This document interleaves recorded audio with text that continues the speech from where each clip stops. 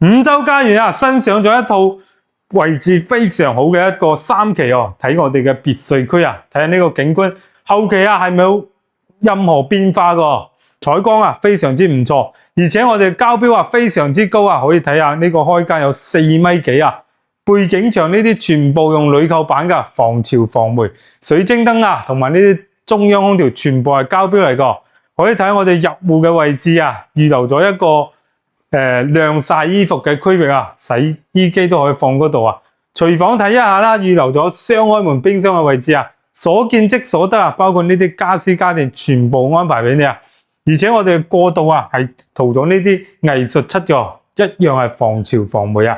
每間房嘅空間啊都非常之唔錯啊，而且呢間房啊做好晒啲榻榻米同埋衣櫃啊、書台啊。除咗嗰間房咧，其他房啊全部係帶中央空調嘅，非常之唔錯啊。